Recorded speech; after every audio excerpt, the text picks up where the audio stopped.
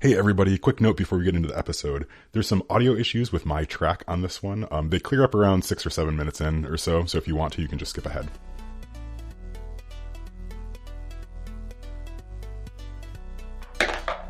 Six. Chris, the topic we will be discussing today is, what do you do when your players get stuck? Oh, that's good. Not that players ever get stuck. No, yeah. no, not at all. Right. Hello and welcome to Roll for Topic, a roundtable discussion about topics related to running role-playing games. I'm Chris Salzman. And I'm Andy Rao. Andy, it has been like 2 months since we've recorded a podcast together. We had the Design a Dungeon, Play a Dungeon, and then I got the COVID, so it's good to see you. Yeah. It is great to see you alive and well, Chris. I will confess feeling a little anxious as I dialed into this meeting here, this video meeting, when I see a decrepit, a Chris that is just a shadow of his former self after weeks of battling COVID. Or I am pleased to report, listeners, that Chris is looking jovial and full of life. Yeah, is that how you feel? Yeah, I'm 100% not a lich. I can confirm that on air. And would a lich lie to you? So, of course not. So, yeah. I did want to say, so thank you so much to Matt Wilson who came on last time. Just to cover for me, I really appreciate that. And then it was also just really great. I just wanted to say this super publicly. It was super fun listening to you two talk about history. Because, it was just like immediately, like you dove in and it was just this very high level, like detailed conversation about, about history stuff that it would take me like months to research to come up with any sort of like minor thought on. So I love that. That's so funny. And it's mostly Matt, honestly. Mostly it was a joy to talk with Matt. I love his history insights. So we have a couple things we wanted to do before we got into our topic at hand. So astute, eagle-eyed, eagle-eared listeners will note that we actually rolled on our table of topics, and this is something that we used to do way back when in season 1 of the podcast. But we rolled on our table of topics and our design challenges one. We just wanted to give this a shot this time. So I'm excited to get into that conversation. But I think before we do that, I did want to, if it's okay with you, I wanted to broach the subject of the OGL stuff that's happening with the D&D. Yeah, so for people who are listening to this in some time far in the future, we're recording this on January 17th of 2023, and I only get that exact because who knows what will be the next announcement that comes out about this. For sure. Yeah, but this is all. So I'm going to assume, your GMs listening to this podcast that you're mostly aware of what's going on with this. So Wizards of the Coast made a big announcement that they're going to change the OGL, which is sort of the basis, the foundation, I guess, of a lot of like modern game systems, is the ability to just freely use some basic parts of D&D. They decided that they're going to change that, and then there was a big backlash from fans and stuff, and then they decided to go back on that. So that's sort of like the recap of where we're at right now. We're still sort of waiting on the next official announcement from Wizards of the Coast about that too. Yeah. So Chris, I'm curious. So there's obviously been a million hot takes about this, and a lot of great commentary and insights from very smart people, as well as from very ignorant people, as internet discussions go. But so this is a situation where you and I might be coming at this issue of the OGL from different angles, and I'm curious what you think about this. So I'm an old man, and yes. So I'm curious how your relationship to the OGL differs from mine. So the OGL was part of a series of events in kind of the game industry that I don't know if it's quite fair to say it brought me back into gaming after a hiatus, but it was the environment that I stepped back into after taking a hiatus. So again, I'm an old man. So in like the 90s, I went to college, I went to grad school, and my role-playing mostly dried up. I didn't do much gaming during my college years, and during grad school, I did no gaming. And in the years after that, in like the late 90s, early 2000s, part of what drew me back into gaming was not just that D&D was coming out with this new 3rd edition, but was that it was coming out with this open gaming license that there's lots to say about the OGL, but, as I perceived it at the time, At the time, I had Linux installed on my computer at home. So it felt very much a part of this sort of late 90s, early 2000s optimism about changing the way that we relate to the systems and the content and the ideas that we swim in this kind of digital age. And so for me, the OGL it was an important part of the gaming world. And so I'm curious, you came into kind of serious tabletop role-playing gaming later than I did. And I want to say you entered in around the time that 5th edition D&D was coming out. Is that accurate? So I'm curious, what does the OGL mean to you as a sort of in the last decade a person who's joined in the last decade into this hobby? Yeah, so that's a really good question. Yeah, so like you said, I came into this hobby. I came into running games with 5th edition Dungeons and Dragons. I was playing other games before, not running them, exactly. Yeah, so I got into it because of like actual play stuff, right? So like this is a big thing that I think came out of some, like you could maybe say that it was the OGL that sort of did this, but I don't know if that's necessarily true. But stuff like we were actually just talking about this on the Discord, like Acquisitions Inc., right? Like the Penny Arcade people were doing some games and stuff. And then there's also the Adventure Zone too, as well, which came out.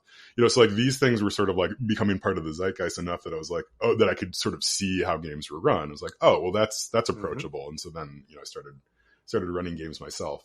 Like, so I think when, and then from there, right, like, so it was obvious that I was going to try D&D, right? That's the thing that everybody's playing. And I think because of the ecosystem that it sort of built up around 5th edition, there's all sorts of content, right? Like all sorts of like available adventures for you, there was a handful of books out already in 5th edition.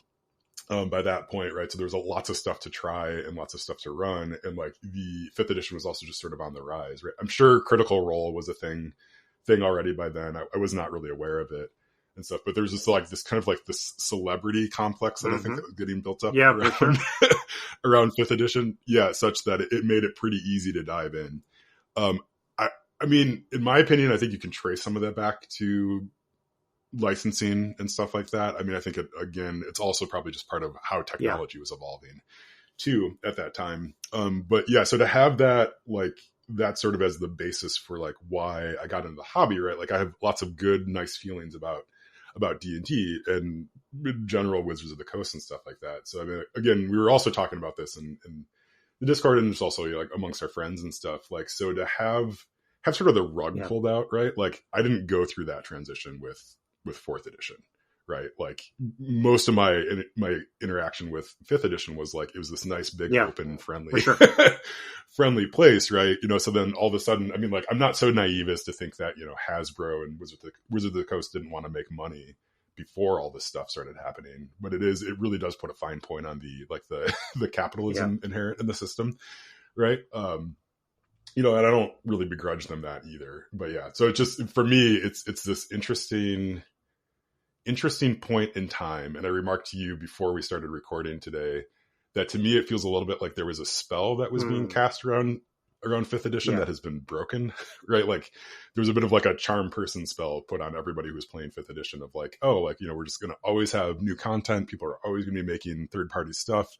Nothing's really going to change. And then all of a sudden that changes. And now the entire industry, as far as I can tell, at least in our circles and stuff, are starting to rethink what their interactions are going to be with Wizards of the Coast going forward. Right. So it's like, all of a sudden it's like, well, you don't have to play D&D. So let's make our own systems, right? Like let's make new systems. Let's go back to other systems. Let's, make the orc licensing system, right? Like there's all this churn happening, which to me is kind of a cool result of this thing that was fairly traumatic, I think, to a lot of third-party publishers. Yeah, and as we discuss this, and I don't want to do anything that would disrespect the importance of the OGL to the careers and well-being of many of our friends and colleagues out there who are doing work that's built on the OGL, and we're expecting that they would be able to do that, indefinitely. So, you and I have both recently read. Is it Ben Riggs? Is he the author of Slaying the Dragon? That history of TSR, basically. Yeah, Yeah, I believe it is. Yeah, so I just finished and that so what a last week or timely so. Yeah. time to be reading that book. And much of that book documents the way that D&D changed and evolved as it periodically came into contact with as corporate interests, periodically on a fairly predictable cycle, involve themselves in the minutia of this hobby of like, what kind of games are we going to make? How are we going to support these games that we've made in ways that, directly affect the type of D&D book that you can go buy, and that I think, have an indirect effect on the type of game you are running, whether you are buying every release that D&D's publisher puts out, or you're just running with the player handbook that you bought a decade ago. And yeah, I don't have any great hot takes. For the latest hot takes, go check Twitter. Sharper people than me have good takes on this. But one of the remarkable things about this hobby, and I don't want to sound patronizing when I say this, but when you own that it really is yours in a way that is not true for all other hobbies. Like when we live in a remarkable time in this hobby where there's just a staggering variety of games.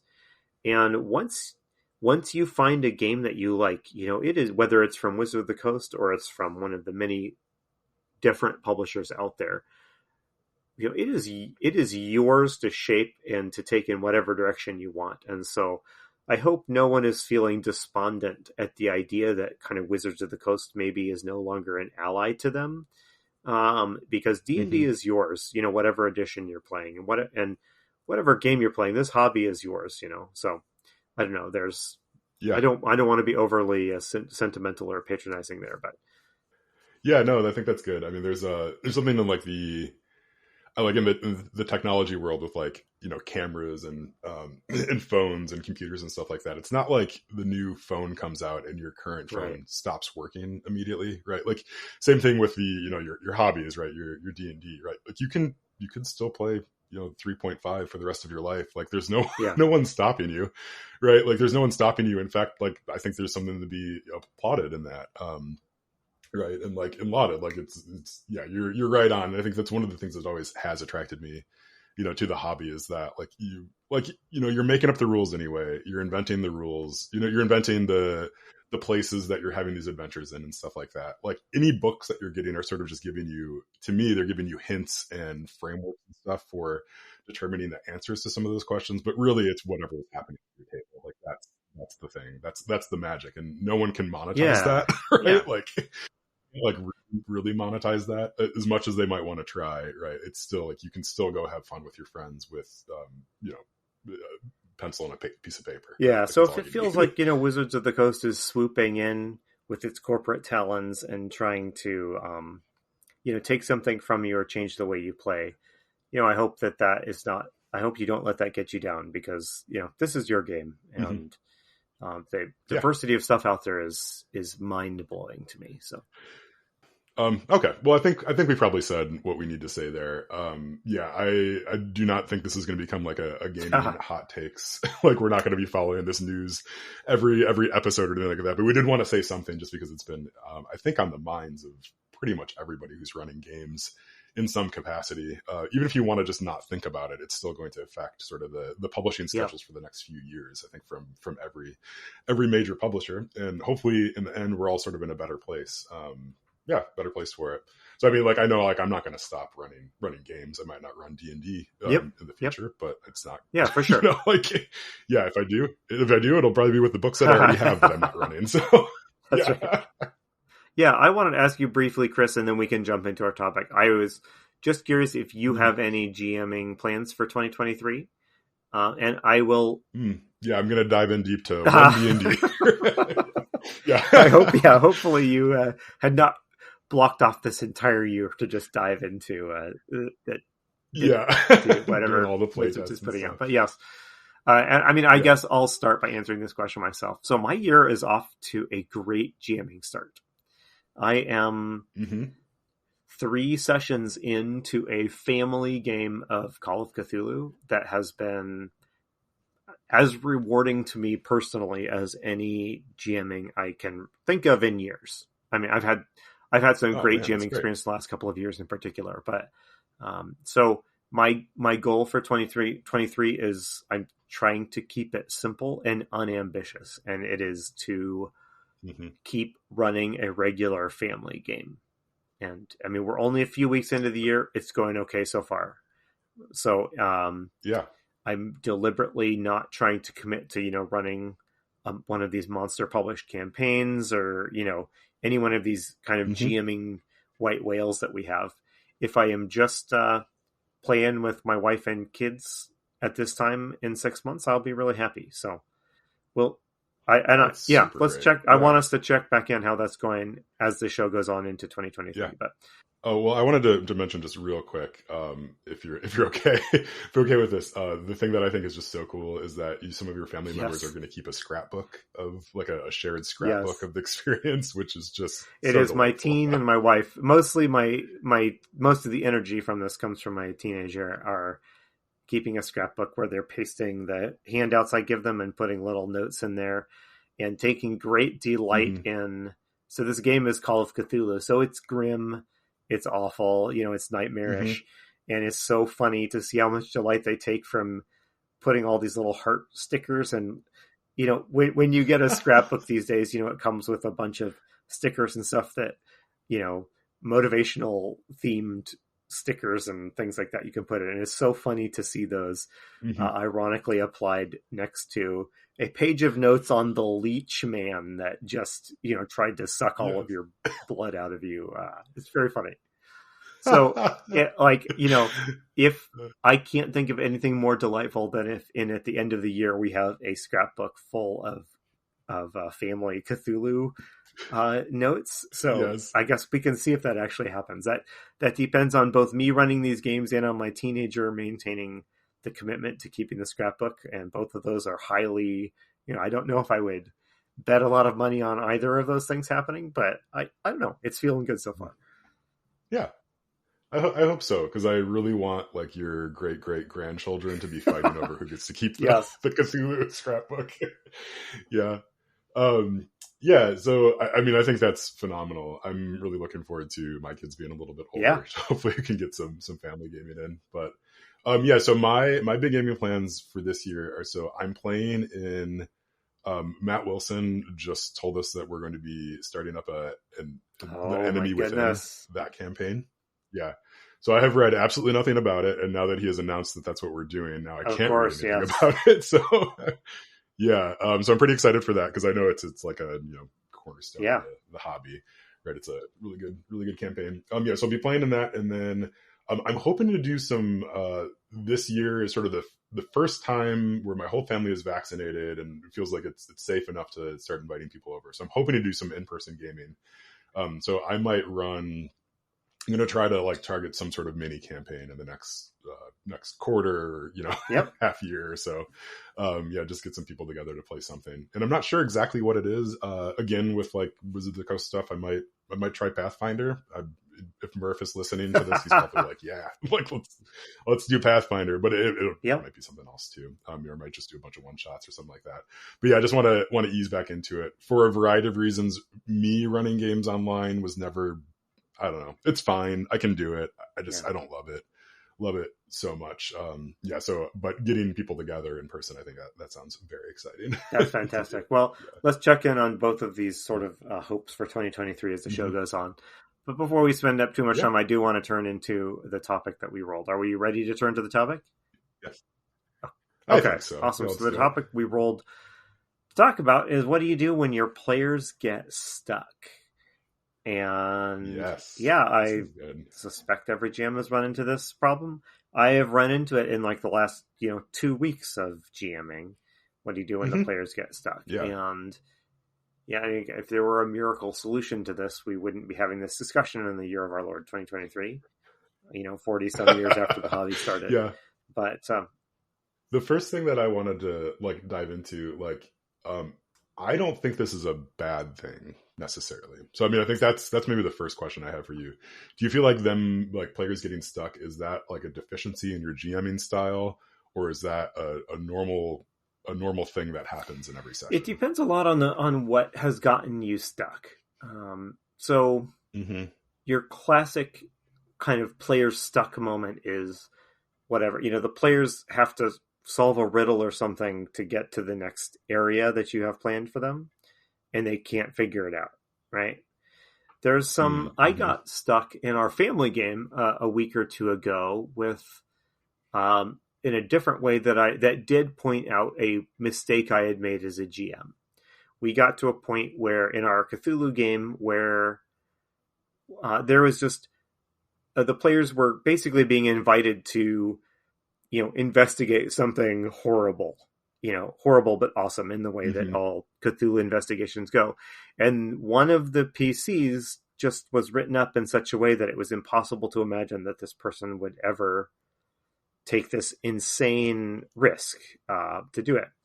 And what that taught me was that, what I didn't do when we were putting our characters together was make sure your character is someone who will always say yes to the offer of, hey, do you want to look at this horrible thing or investigate this go on this very foolhardy expedition. So in that case, I made a mental note of not to forget to talk about that next time we put characters together. But then, there's no simple fix for me, that I didn't have a solution for that except to say to the player,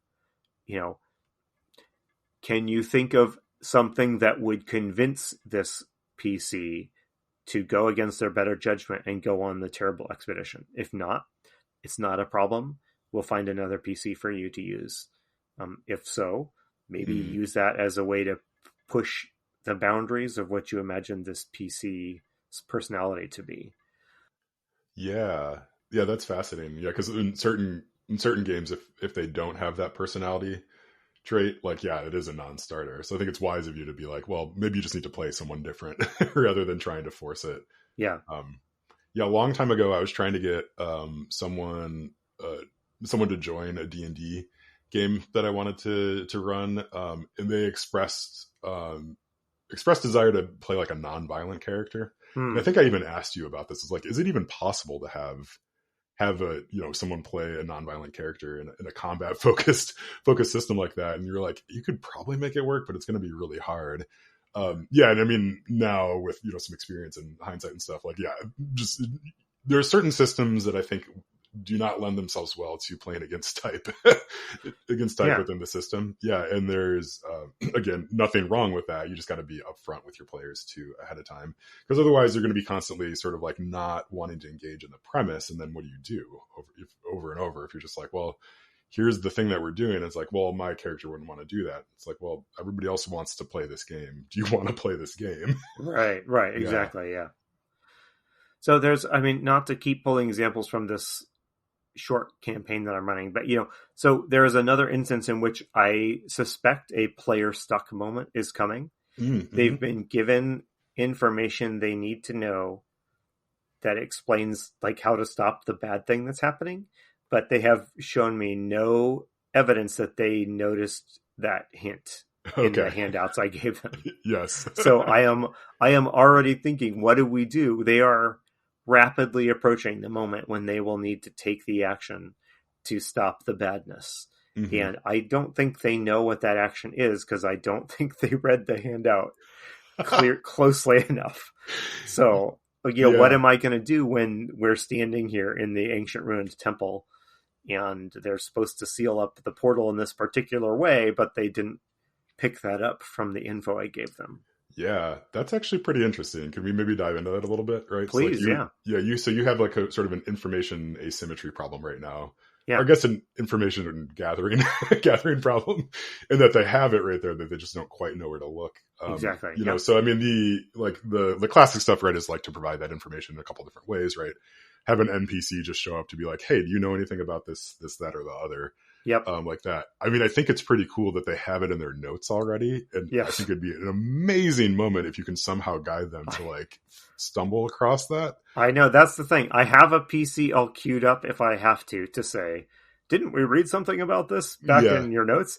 But man, how much more rewarding would it be if they are looking through their notes themselves and have that aha moment, right? Yeah, totally. How buried is it? I didn't think it was very buried when I handed it to them, but apparently it was pretty buried. Interesting. It's one of these, what's obvious to the GM is not obvious to the player. Yeah. That can be tough. I know. Like, so the games that I play in with Matt, like Matt's a really good GM for putting information like that in front of players, I think, and then also hiding it in some amazing prop work as well. Yeah. I mean, it seems like, so if you have players that are invested enough in making a scrapbook, I mean, like, I wonder if there's something you can kind of play into that that sort of like side quest that they've given themselves to make the scrapbook. You know, like, is there a way to like that you could nudge them in game to be like, I don't know, like breaking down their clues within the scrapbook somehow? Yeah, well, I mean, I have wondered if an out of game comment to the effect of, there's more that you have in your scrapbook than you realize. Again, the harder I push it, the less fulfilling it will feel when they discover the clue that's sitting right there on like paragraph 2 of, the journal they picked up. Yeah. But,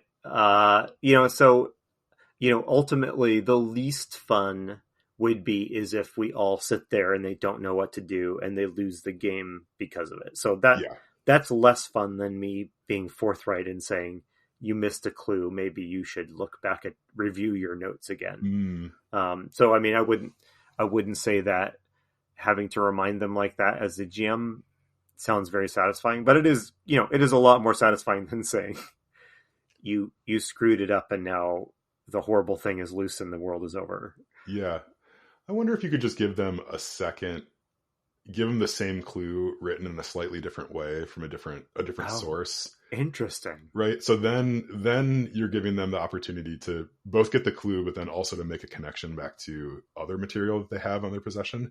If you're like, wait a second, that seems familiar, or otherwise they're going back through stuff and being like, oh my goodness, we had this clue like 3 months ago and we missed it. Is there a way that you could rewrite it or expand on it in some way from someone else? That is an interesting idea. I'm sure that there is a way to do that. So I'll have to give that some thought, but that's a good way. That's a good way to tackle it. Have you ever, found yourself in like, I don't know, let's just say a D&D or D&D-ish game, stuck, not sure how to proceed, and you watch the GM either effortlessly push you in the right direction or squirm uncomfortably for a long time until you all figured it out? Oh, I'm sure I've watched them squirm before. I've found that the more that I play in games, the better I am at sort of unsticking situations by doing something dumb, which I think is honestly part of the fun of being a player is you can just, sort of drive it like you stole it. Like you just, like, well, I'm going to see what happens when I do this thing, right? And give the GM sort of something to react to. So I think I find on the GMing side, that's often a good approach to like getting people unstuck is to change what's happening within the scene in some way, either by adding some sort of tension or some sort of, secondary mission, or kind of making it really clear, like what the present danger is,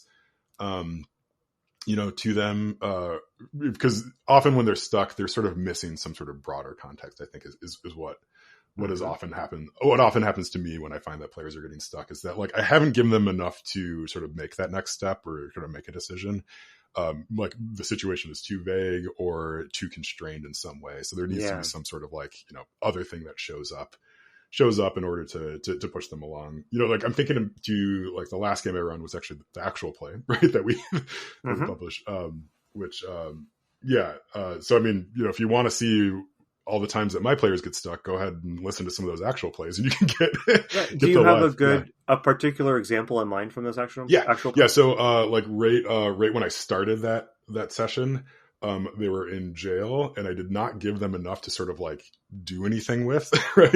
So like right from the get-go, I put them in a situation that was too vague for them to really know like how to react. And was it your hope that they would be getting themselves out of jail, but they didn't have enough hooks to do that?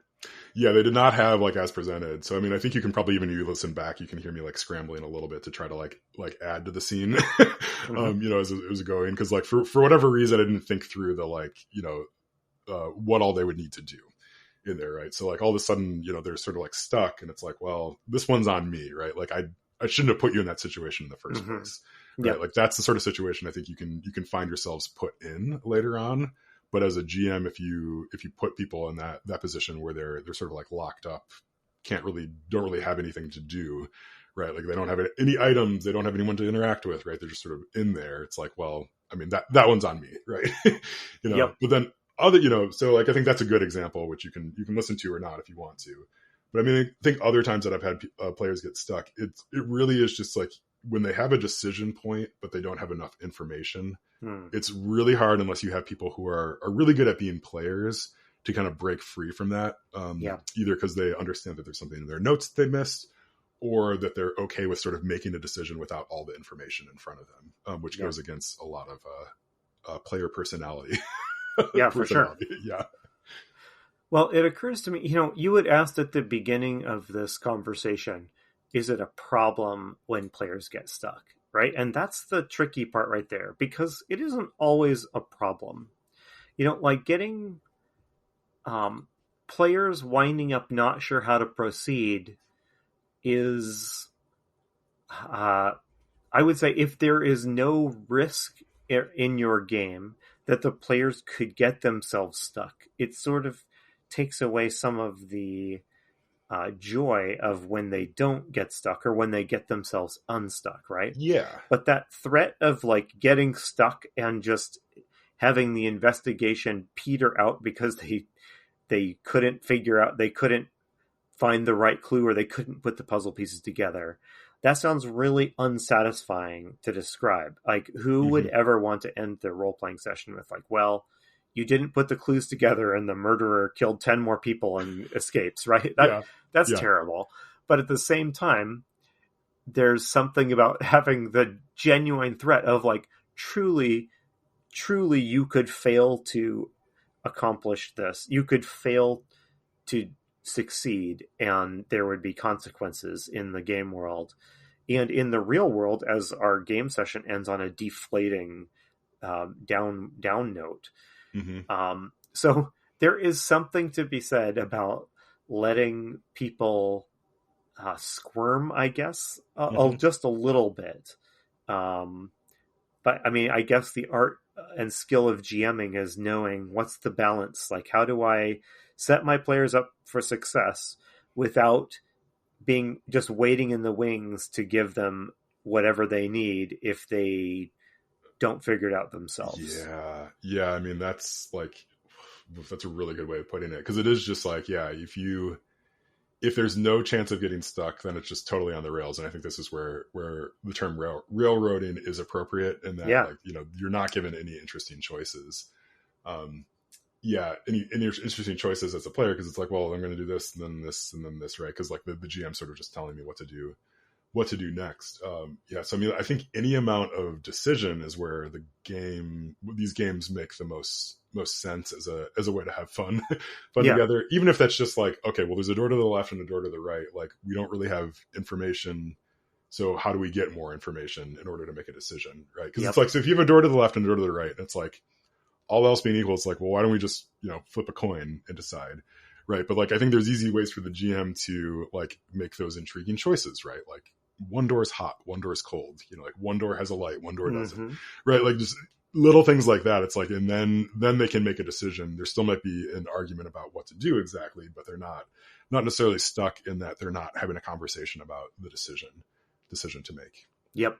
I think also, it reminds me of the way an awful lot of modern games approach the challenge of the failed skill roll, and the kind of idea of failing forward, you know, to the extent that you can. And my brain is is spinning right now trying to think of ways to do this for this Cthulhu, this this situation, the stuck situation I know that the party is walking towards right now. Yeah. How can I make it so that the consequences of not figuring it out are real but not game killing? Right? So in the ideal situation, in this particular case, they're there in the ruined temple. They know exactly what to do because they read the diary they found very carefully, and they know what to do to stop it. Mm-hmm. So what if they don't get there? I think I as GM should have something other than what, Cthulhu gets out, you all die as the yes, consequence for not having figured it out. And I mean, that's a lot easier said than done, but I would prefer to aim for that sort of idea of failing forward on a more meta scale. Mm-hmm. So yeah, I don't know if you have suggestions, by the way, for how I can, if their job is to seal away the ancient thing and they don't know how to do it, how do I let them fail without having it come out and end the world? Yeah. I mean, well, I guess what's Cthulhu's AC, right? Like, that's right. Right. Roll for initiative. Yeah, roll your percentile dice and hope that you hit the elder god. I mean, this is a GM problem if I have found myself in this spot, because like I have set up a challenge for the players where failure is just catastrophically, ludicrously disastrous. Yeah. That was probably a mistake, right? So maybe though, because I think if I was playing a Cthulhu game and that wasn't an option, I'd be a little disappointed. Well, yeah, I mean that's the challenge, right? I mean, if it comes out and it's not really that bad, what were we risking all of this to try and stop in the first place for, right? Yeah. I mean, maybe that's your season 2 then of the campaign is like, well, this got out. Like, how are you going to fix it? Oh, it could be almost world ending and such that like, civilization is very changed, but maybe there's like one last chance that you're given by some opposing god to, go back in time and fix it as an option. Thinking on that level, there are more options now all of a sudden. Yeah. So we'll see.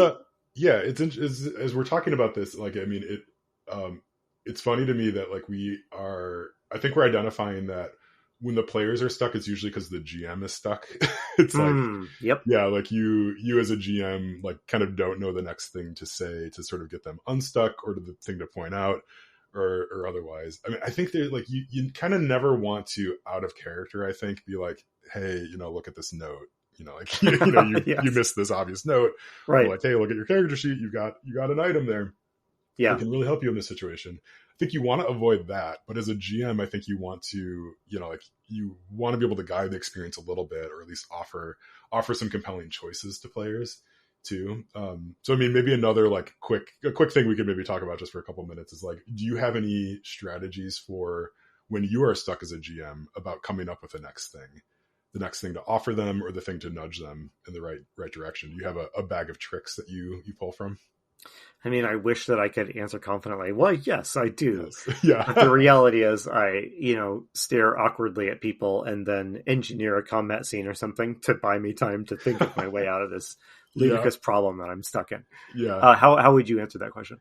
Yeah, I mean, I think you're right on. Like the combat scene is sort of a good way to give yourself some breathing room. Yeah, there's that. I mean, I don't know if it was Raymond Chandler who actually said this, but there's that old quote that, when you're stuck as a writer or whatever, just have people burst through the door with guns. Yes, burst through the door holding 2 Chekhov's guns. But you're right. You mentioned earlier, throwing something like new and out of context at the players, I think can be a way to unstick something.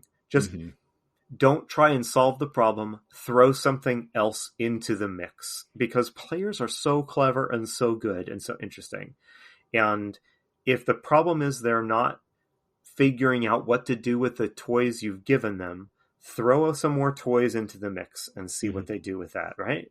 Yeah. I mean, that's easy for me to say, but something as simple as this other person who you haven't seen for 6 months just bursts through the door with their gun out and stuff like that. You've thrown this wild card that into the mix, and good players good players, I mean, players are so good at thinking their way out of situations, and it's such a delight of GMing to present players with problems that even you don't know how they're going to get their way out of it, and watching as they do it. So if they are failing, maybe they just need more tools in the toolbox. So throw some more stuff in there. Yeah, that's a really good point, because I think the reality is that players will ignore the tools that they don't want to use anyway, right? So like there's no real harm in it other than maybe complicating sort of your mental model of what's happening in the scene. Yeah, like I keep coming back to your potential stuck problem. Like there's just so many different ways that you could take that if they somehow get there and they have not discovered the one clue that they need. And I think you have lots of different ways that you can do that, and that you're thinking about. It's like, I mean, they could show up and there could be another party there that's like also trying to, do the ritual. Something like that. Right. Like another god is there. Like there's, any sort of extenuating circumstance is going to put them into a different mode of thinking. And I think that's really what you're after, is like, something about the way that they're thinking through the problem is not quite working. Right. So we need to give them more information or different information, or change the scene in some way to make it so they can think in a lateral way about what's going on. Yeah, and we should wrap up here in just a minute, but that's already got me thinking hard. The solution is not always going to be bring another faction into the scene, but like in my particular case, what if they get there and there's cultists there, and they're doing something that the PCs can use to glean what they need to do to undo this mess, right? Or, there's other, just thinking of the scenario, I won't go into the details. There's other people that could have been drawn to this scene for different motives. And any of those people showing up or being present, I think would be a big wild card in a good way thrown into the mix. So. Yeah, you could have the cultists could start like going after all their notebooks, right? It's like the cultists are not trying to attack them; they're just trying to steal their notebooks, right? Oh yeah, obviously, yeah. And like what if well before they get to this, they catch someone trying desperately to steal that notebook where they have the diary? Like maybe that's what prompts them to be like, aha. This is more valuable than we thought, right? Yes, I mean, who knows? All right, but I think we should wrap up. That's a lot of good food for thought for me, practically, as I have about a week to prep for this scene. I'll let you know in the next episode if it goes well or poorly. If I don't mention it, you can assume it went poorly, and I wish to never speak of it again. But all right. Chris, why didn't you wrap us up here? Yeah. Oh, cool. This was fun. This was really fun going back to our table of topics as well. It was. Yeah. Okay. Yeah. I think, let's see. So we've been Roll for Topic. We're part of the Roll for It Media podcasting network. Our sister show, The Splat Book, with John Corey and Kyle Latino, continues apace. They have been reading all sorts of Appendix N related stuff. I think the one that I'm starting to listen to now, I'm going to try to get this. I'm going to butcher it. It's the Fortress Unvanquishable, save for Sacknoth. It's a story by Lord Dunsany. I think I got that right. Maybe. I don't know. They'll let me know after they listen to this. So I heard Kyle say Dunsany. I've always said Dunsany. So we need to get this answered. Yeah, we'll have to ask him for the official pronunciation. But yeah, it sounds like a wild story. This is I need to go read that one. Kyle mentioned in the podcast, listening to it, he said it's like if someone wrote the plot of Legend of Zelda like 100 years ago. Something like that. But anyway, so yes. They're lovely people. Go listen to their podcast as well. You can find it at thesplatbook.com. But otherwise, I think that is about it for us. We'll be back in a couple of weeks with a new episode, rolling on one of our tables. We will find out which one. Which one then. But I've been Chris Salzman. I have been Andy Rao. Remember, if your players are having fun, you're a great GM.